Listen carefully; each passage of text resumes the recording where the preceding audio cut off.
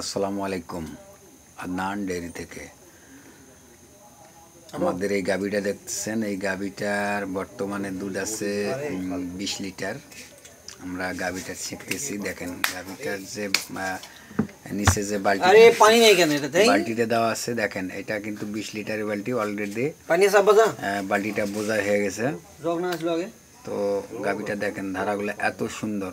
আমরা এখন বালতিটা ওখান থেকে বের করলাম। বের করে আমরা নিয়ে যাচ্ছি।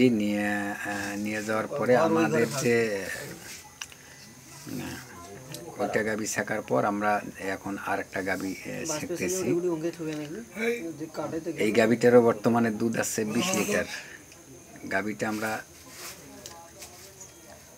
এখন গাভীটা মোটামুটি ছেঁকা শেষের দিকে। এই বালতিটা দেখতে পাচ্ছেন, এই বালতিটা 25 লিটারের বালতি। 25 লিটারের বালতিতে আমরা যতটুকু দেখতে পাচ্ছি যে 3 ভাগের 2 ভাগ বোঝা হয়ে গেছে। বালতিটা আমরা নিয়ে যাব এখন। বালতিটা আমরা নিয়ে যাচ্ছি আমাদের যে বাসা আছে, বাসার যে আমাদের ঘরগুলো আছে তার সামনে যে সিঁড়িটা আছে ওখানে আমরা বালতিটা রাখলাম। আগের যে বালতিটা আছে ওইটা আমরা পরেরটাকে ঢেলে দিচ্ছি। দুটো আবার মিক্স করতেছি। দুটা বালতির দুধ একটা করার পরে আমরা যে কাজটা করব সেটা হচ্ছে যে মেঝেতে যে দুধটা পড়ে আছে, দেখেন এই যে দেখা যাচ্ছে দুধটা, এই দুধটা কিন্তু আমরা আবার মোটরের পানি দিয়ে পরিষ্কার করে দেব। পরিষ্কার করে দেওয়ার কারণটা হচ্ছে যে এই দুধটা যদি লং টাইম মেঝেতে থাকে তাহলে ওলানে ম্যাস্টাইটিস হতে পারে।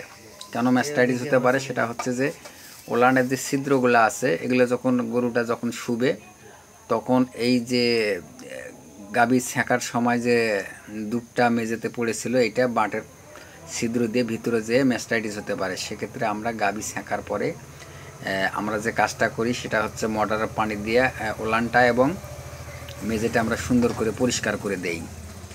পরিষ্কার করে দিচ্ছি। এই একটা পরিষ্কার হয়ে গেল। আমরা দ্বিতীয় গাভীটার যে দুধগুলো মেঝেতে পড়ে আছে ওটা এখন পরিষ্কার করে দেব। আমরা যে বাছুরটা গাভীটা দহন করার পর আমরা যে বাছুরটা ছিল ওটা ছেড়ে দিয়ে রাখছি। এখন যে দুধটা মেঝেতে পড়েছিল আমরা ওটা সুন্দর করে পরিষ্কার করে দিচ্ছি এবং গাভীটার ওলানটাও সুন্দর করে আমরা পরিষ্কার করে দিচ্ছি। তো এখন আমার এই দেখতে পাচ্ছেন আমার যে ছোট মেয়েটা এটা দুধগুলা অন্য পাত্রে ভরাচ্ছে।